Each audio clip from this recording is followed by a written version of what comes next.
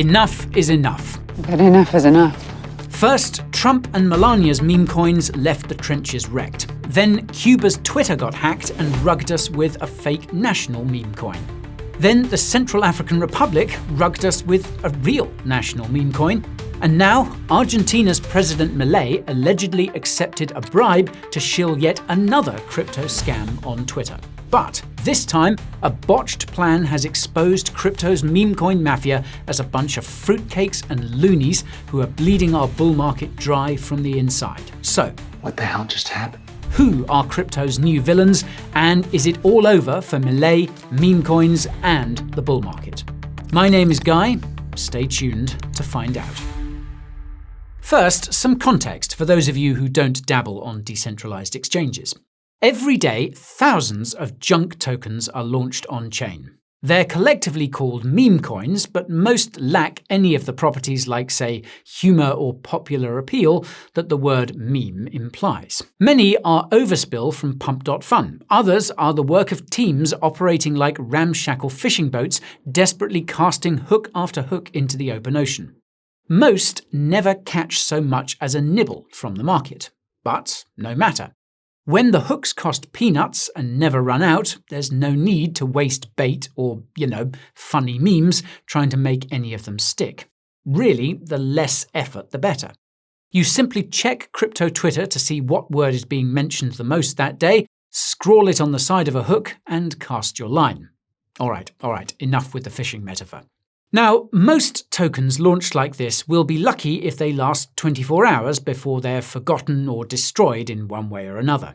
This is common knowledge, but it doesn't stop traders competing to get in early. If you can scoop up a significant chunk of the supply at very low cost before anyone else, you're almost guaranteed some amount of profit. The earliest buyers are snipers, sophisticated traders who aim to corner the supply at launch. Once the snipers are in and out, there is no more being early, and the token can only sustain itself by competing for market participants' attention with the thousands of other new tokens launched every day. In many cases, holders who don't exit quickly enough are put out of their misery by a rug pull. Now, strictly speaking, rugging is the act of removing the liquidity pool, which is what makes the token tradable on decentralized exchanges. And this is akin to taking all the money in the pot and simply running with it. It nukes the chart and renders the token worthless. In reality, snipers or anyone else selling a significant proportion of the token's supply can have the same effect on the chart. But whatever the cause is, it's common to describe the end result as a rug. In most cases, crime is painted all over the chart for the world to see. But don't worry, nobody's looking. It's just another hour in the trenches. Some make money, most people lose money, the token is abandoned, and the world moves on. Or at least it did until this year. It was all fun and games until January the 18th, when Donald Trump announced the launch of his official meme coin and dropped the contract address on Twitter just 2 days before being inaugurated as President of the United States. Predictably, Trump immediately became front-page news around the world. By the 19th of January, it had reached a market cap of more than $14 billion, flipping SHIB to become the second largest meme coin after Doge. At its peak, 24-hour trading volume reached $42 billion. It was hailed by some as one of the greatest wealth creation events in crypto history until the blow-off top was complete and gravity duly set in. In the end, most investors lost money, but the volume generated a fortune in trading fees for centralized and decentralized exchanges alike. Now, things started moving very quickly after this. On the 20th of January, Melania Trump, or others acting in her name, followed suit with the Melania token. Trump had already collapsed, and this sequel was received very poorly. Still, it attracted billions of dollars in trading volume and peaked at a market cap of almost $2 billion, which is more than most meme coins will ever accomplish. The same day, Cuba's foreign ministry announced the launch of a national meme coin, posting the contract address and ticker on Twitter. The token promptly rugged, and it turned out that the ministry's account had been hacked. Then, on the 9th of February, the Central African Republic launched a national meme coin which was authentic, but rugged all the same, losing 95% of its value within a day.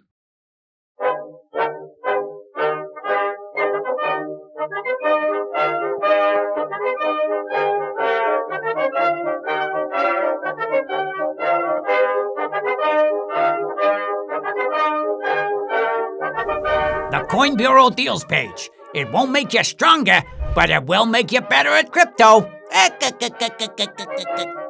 Now, by this point, we really should have been ready for the next installment of the new nation-state meme coin meta. But nothing short of insider information could have prepared us for the explosive submission made by Argentine President Javier Milei, who promoted a meme coin called Libra on Twitter on the 14th of February. Milei's post described Libra as a, quote, private project dedicated to encouraging the growth of the Argentine economy by funding small Argentine businesses and startups, and duly dropped the contract address at the bottom of his tweet. Now, Libra barely gave anyone enough time to check if this characterization was accurate, as it topped and began rugging violently within 50 minutes of launch. This wasn't before Milei's tweet had drawn in billions of dollars worth of trading volume, though, enabling the ruggers to extract well over $100 million. The ghastly chart, paired with an apparently authentic tweet from the pro-crypto president of Argentina, laid bare the scale of the crime. This was a first, even for crypto. And you may be thinking, what about Trump? But these were two very different token launches. Trump was met with a groan from observers in crypto and condemnation from observers outside of it. The launch was sniped, and it was recently alleged that a meeting of insiders in Washington, D.C. was offered access to a pre-sale of some kind. This was likely at the pre-inauguration crypto ball, the timing of which coincided with the launch of Trump. We'll need further details on this Washington cohort, but for the moment it's safe to say that the snipers at least influenced Trump's hideous price action, which looks a lot like a pump-and-dump scheme. However, for all the valid criticism it drew, Trump was not a rug or a scam in the strictest sense. The sad truth is that most meme coins look like this sooner or later, whether or not a scam actually takes place. Nobody involved in Trump's launch sought to deceive investors about the nature of the token. It was explicitly presented as a bit of fun, and although the majority of buyers lost money and certainly didn't have fun, this probably does not constitute fraud. For example, Trump's tweet announcing the launch says, quote, "My new official Trump meme is here. It's time to celebrate everything we stand for. Winning. Have fun." The token's official website, meanwhile, bears a quote from Trump that reads, quote, "Celebrate our win and have fun."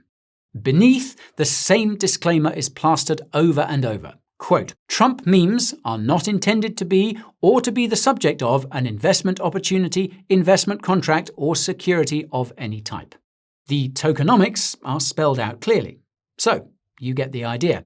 Now, this is very different from a head of state presenting a meme coin as an enterprise to encourage the growth of their nation's desperately ailing economy by funding local small businesses and startups. Hours after Libra had rugged, Milei deleted his original tweet and explained that he had not been, quote, aware of the details of the project when promoting it, and that having learned a little more about it, he had, quote, decided not to continue spreading the word. Milei would return to damage control mode in the local media in the following days. But before he did, the plot thickened when a video emerged on Twitter of an odd character with cartoonish proportions claiming to be the very Milei advisor who had pulled the rug on Libra to the tune of $100 million. This was Hayden Davis, the 28-year-old CEO of Kelsier Ventures, an obscure family-run crypto market-making and venture capital firm who had orchestrated the launch of Libra, and, as it would later transpire, also Melania. Davis's video was highly unusual. He was exposing his identity and publicly confessing to a crime of historic proportions, all while seemingly cosplaying as a Pokemon character, yet the point of the video was to reassure the community of his good intentions. The message was, don't worry, I'm totally a stand-up guy and I'm only holding your $100 million until my client Javi sees the error of his ways and comes back to support Libra. Then I'm going to pump the money back into the chart, and then this is all going to be muy buena onda, trust me. It wasn't long before Hayden's brother, father and sister, all executives at Kelsier, started wiping their social media accounts. Possibly because of death threats, possibly to obscure their role in the crime, perhaps both. Now, Hayden's odd confession and demeanour were explained somewhat by subsequent interviews he did with investigative YouTuber CoffeeZilla and pizza-fancying sports troll turned memecoin grifter Dave Portnoy. In the first interview with CoffeeZilla, Davis made clear that he believed Milei would release a previously agreed-upon follow-up video promoting Libra. Now, to anyone who had witnessed any part of the Libra launch, this was inexplicable. How could he possibly expect Milei to double down on shooting himself in the foot? Well, secretly, Davis had reason to believe that Milei would indeed come to his rescue. This was revealed shortly after when CoinDesk leaked text messages from Davis provided by an anonymous source close to the situation. Davis: sweet. Also, we can have Milei tweet and meet in person and do promo. I control that, N-word. Reply: that's fucking sick. Davis: I send dollar to his sister and he signs whatever I say and does what I want. Craziest shit. Now, Javier Milei's sister, Karina Milei, is his general secretary, akin to his chief of staff. If these messages are to be believed, she is renting out the president of Argentina to foreign business interests, which is a kind of scandal in itself.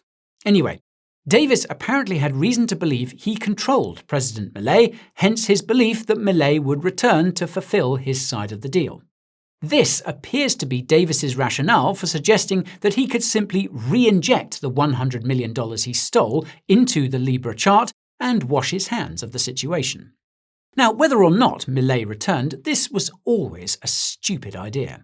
However, as Milei went deeper into damage control mode and sought to distance himself further from Libra, his return became even less plausible. This no doubt contributed to Davis's initial calm turning to panic. In his second interview with Dave Portnoy, Davis was asked to whom the $100 million belonged, and he was surprisingly disarmed by the question. After much stuttering, he said it belonged to Argentina, a response so harebrained it offends the senses of anyone paying the slightest bit of attention. The notion that Libra was intended to accomplish anything for Argentina's economy was a lie intended to deceive an audience of one, namely Javier Milei. Davis went on to say that he didn't feel comfortable transferring the funds to his connections in the Argentinian government, i.e. Karina Milei. At the time of making this video, he has not revealed what he intends to do with the $100 million. Oddly, the scandal in Argentina appears to have been surprisingly transient, however. The Argentinian stock market fell by around 5.6%, only to recover its losses the next day. More than 100 legal complaints were filed against President Milei, and the opposition signalled its intent to have him impeached and tried for a variety of crimes alleged in connection with Libra. However, at the moment, the votes are not there to make this happen, so it appears to be a symbolic move. And at least on crypto Twitter, when the question of Milei's fate is raised, a common response is, "This is nothing compared to the average political scandal in Argentina, so no, Milei is not cooked." For example, the revelation that Davis accessed the Argentine president by paying off his sister seems to have come as less of a shock in Argentina than elsewhere. According to Bloomberg, quote, Karina is not only Milei's top advisor and strategist, but his gatekeeper. Talk to Curry is one of the most common phrases tossed around the president's circle when it comes to accessing the man himself. If anything, Milei may have to be more concerned about being implicated in a legal complaint filed in New York. Americans lost a lot of money in a clearly fraudulent investment scheme that crashed and burned in broad daylight, and if justice is to be served, the heads of those responsible for orchestrating and promoting it are going to roll. Then again, he's a sitting president, and it's not like his own government is going to extradite him to New York. In reality, The scandal has shamed crypto more effectively than it has Javier Milei. This was largely thanks to a series of revelations about rampant insider trading that began with Hayden Davis and spiraled outwards, implicating top Solana dexes Jupiter and Meteora. In his CoffeeZilla interview, Davis explained how Kelsier had sniped its own launch of Libra and orchestrated the rug. He claimed that it was a benevolent maneuver intended to counter the inevitable damage that would otherwise be caused by third-party snipers capturing the token supply upon launch. From the moment the interview went live, Kelsier was condemned for its supposedly well-intended act of insider trading, but the mood soured considerably after further leaked texts from Davis surfaced. In a conversation about another token launch in mid-January, Davis was asked about his goals for the launch. Quote, "I also don't know your long-term goals. You want to continue pump or you want to distribute all of the token ASAP?" To which Davis replied, quote, "Yeah, fellas, TBH, we're trying to max extract on this one." Observers on crypto Twitter were quick to herald this statement as this cycle's defining villain quote, akin to Do Kwon's "deploying more capital, steady lads," tweeted amid the collapse of Terra in May 2022. Others lamented how buffoonish our new villains are. By comparison, Sam Bankman-Fried and Do Kwon appear to be almost evil geniuses, or at the very least, sincerely interested in crypto. Hayden Davis and co. are amateurs by comparison, and there's something embarrassing about crypto being made to look bad by people who are not just reckless and criminal, but also really, really stupid. For example, Davis claimed, quite believably, to have little technical understanding of sniping. He expressed amazement at the ability of third parties to snipe launches without access to insider information. He pointed to the launch of Trump, where a single sniper, apparently unconnected to the Trump team, managed to profit around $108 million after spending $1 million as the very first buyer of the token. He also described his disbelief that anyone, with the exception of these mysterious snipers, could profit from any DEX token launch without access to inside information. By the end of the CoffeeZilla interview, viewers were left with the impression that the tiny number of meme coins that end up going anywhere are decided in advance by project insiders, and the only reason they do go anywhere is because those same project insiders engage in rampant insider trading. Davis suggested that insider trading is not only ubiquitous, but the only possible way to make money on meme coin launches. Reactions were split between those who were disgusted by this shocking revelation and those who were disgusted to have confirmed what they always suspected was true of the meme coin economy. All were grossed out by Davis saying the quiet part out loud, and so matter-of-factly. But, as I mentioned, Davis and Kelsier were merely the players stupid enough to talk candidly about the game in public. Perhaps the most damning artifact to emerge during the Libra fallout is a secret recording of a call between Moti Pawlowski, a crypto founder acquainted with Davis, and Ben Chow, a co-founder of Meteora. For reference, Chow's Meteora co-founder is the owner of Jupiter, who goes only by Meow. Now, Meow recently announced an independent investigation into activities at Meteora under Chow's leadership. Meow claims to be confident that, quote, "no one at Jupiter or Meteora committed any insider trading or financial wrongdoing." Now, in the call between Pawlowski and Chow, Pawlowski described witnessing rampant insider trading and price manipulation perpetrated by the people behind Libra and Melania, the influencers paid to promote them, and top Solana projects including Meteora and Jupiter. Quote, "The whole thing just looks rotten to the very core, like I don't have words to express, and the worst thing of all is it's a president that gets a bad image. And whenever presidents get involved, and if they become angry, you don't want to be there. Not only that, this is international. This isn't $20. This is not $100 million. This is like 200 to... This is FTX type of shit." Chow's response doesn't inspire confidence in Meteora nor Jupiter by extension.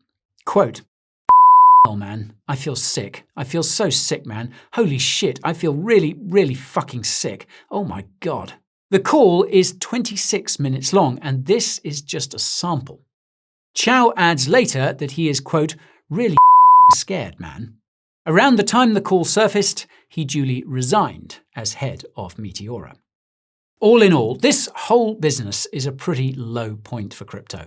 The criminals of yesteryear look charismatic and, dare I say it, almost competent by comparison, and our only consolation at the moment is the new wave of memes about Gary Gensler disappearing just when crypto needed him the most. Of course, if the regulators had done their job properly over the last decade, we might not be experiencing this collective embarrassment. If the SEC had gone after genuinely bad actors like Hayden Davis et al. Rather than harassing legitimate crypto businesses, then the scumbags behind Libra and countless other shady meme coins like it might not have felt so comfortable acting the way they did. But they thought they could get away with it, and, so far, they mostly have. So, no, we don't really miss Gary Gensler, but we can sure use a meme that actually makes us laugh right now. The words crime season are not funny anymore because they're true. Crime is indeed now legal, and the tokens did indeed get launched. If we want the words crypto and scam to be decoupled in the public imagination, something around here has got to change. Okay, let us know what you think about LIBRAgate in the comments. Smash that like button if you'd like to see less crime on your timeline, and make sure you're subscribed and have pinged the bell so that you don't miss our next video about where this crazy story leads to.